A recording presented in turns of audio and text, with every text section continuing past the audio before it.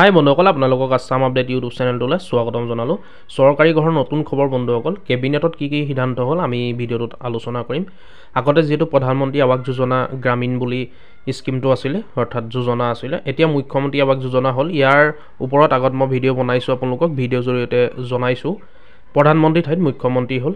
এতিয়া নতুন বছৰ মুখ্যমন্ত্ৰী আৱাস যোজনা হিচাপে আপোনালোকে ঘৰ পাব। আৰু এইবাৰ চাহ বাগিচাত 13,000 ঘৰ নিৰ্মাণ কৰা হ'ব। চাহ বাগিচাৰ কাৰণে 13,000 ঘৰ থাকিব আৰু বহুত গুৰুত্বপূৰ্ণ সিদ্ধান্ত ল'লে। আৰু এতিয়াও যিসকলে ঘৰ পাবলৈ বাকী আছে বন্ধুসকল, সকলোৱে পাব। গুৰুত্বপূৰ্ণ সিদ্ধান্ত ল'লে কেবিনেটত।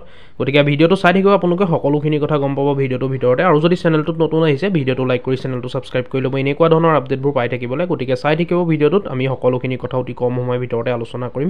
এয়া বন্ধুসকল, আপোনালোকে দেখিছে গুৰুত্বপূৰ্ণ সিদ্ধান্তসমূহ। অসম চৰকাৰ কেবিনেট বৈঠক 21 ডিচেম্বৰত বৈঠকখন অনুষ্ঠিত হৈছিলে, কেবিনেট বহিছিলে 21 ডিচেম্বৰ 2023।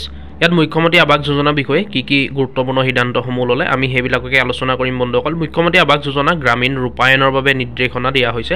গ্ৰামীণ ৰূপায়ণৰ বাবে নিৰ্দেশনা দিছে, অৰ্থাৎ গাঁও অঞ্চলত চৰকাৰী ঘৰ বনাবৰ কাৰণে নিৰ্দেশনা দিছে, অৰ্থাৎ দিবৰ কাৰণে। মুখ্যমন্ত্ৰী আৱাস যোজনা গ্ৰামীণ ৰূপায়ণৰ বাবে নিৰ্দেশনাৰ অনুমোদন। MMAYG ৰূপায়ণত পালন কৰিবলগীয়া প্ৰধানমন্ত্ৰী আৱাস যোজনা গ্ৰামীণৰ কাঠুমা। এটা ঘৰৰ একক ইউনিট খৰচ হ'ব, অৰ্থাৎ এটা ঘৰ বনাবৰ কাৰণে আপোনালোকক কিমান পইচা চৰকাৰৰ ফালৰ পৰা দিয়া হ'ব? 1,30,000 টকা দিয়া হ'ব, যিটো পোনপটীয়া লাভালাভ হস্তান্তৰৰ জৰিয়তে 3টা কিস্তিত প্ৰদান কৰা হ'ব। এইটো বন্ধুসকল আগৰ পৰাও 3টা কিস্তিতে প্ৰদান কৰে আৰু এইবাৰো 3টা কিস্তিতে দিয়া হ'ব বন্ধুসকল।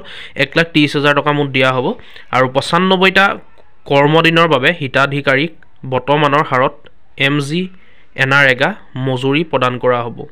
আৰু ঘৰটোৰ ন্যূনতম আকাৰ হ'ব 25 বৰ্গ মিটাৰ। 25 বৰ্গ মিটাৰৰ ভিতৰতে ঘৰটো হ'ব। ব্যৱহাৰিক আৰু বিত্তীয় ৰূপায়ণৰ বাবে PMAYGৰ বাবে বিদ্যমান MIS আৱাসত ব্যৱহাৰ কৰা হ'ব।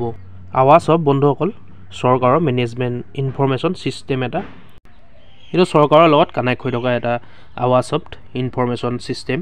আৰু ইয়াৰ জৰিয়তে আপোনালোকে বহুত লাভ উঠাব পাৰিব। এইটো আমি পিছত আলোচনা কৰিম বন্ধুসকল, আকৌ পাছৰ ভিডিঅ'ত।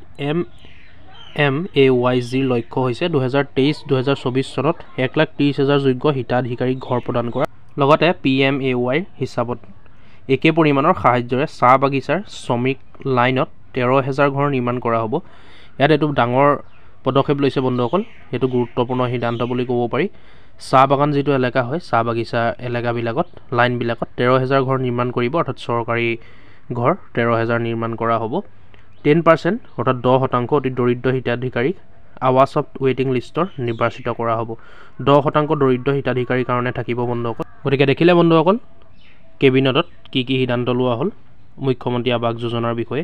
আপোনালোকে গোটেইখিনি দেখুৱালোঁ, গোটেইখিনি আলোচনা কৰিলোঁ। আৰু বন্ধুসকল এটা কথা আপোনালোকক জনাওঁ, যিসকলে বনাই আছে ভিডিঅ' যে অনলাইন এপ্লাই হৈছে ঘৰৰ কাৰণে, এইটো সম্পূৰ্ণ মিছা বন্ধুসকল। এতিয়ালৈকে অনলাইন এপ্লাই হোৱা নাই ঘৰত, আৰু যেতিয়াই অনলাইন এপ্লাই হ'ব মই আপোনালোকক ভিডিঅ'ৰ জৰিয়তে জনাই দিম। এতিয়ালৈকে হোৱা নাই, হোৱাটো হ'ব 2024ত হ'ব, এতিয়া নহয় বন্ধুসকল।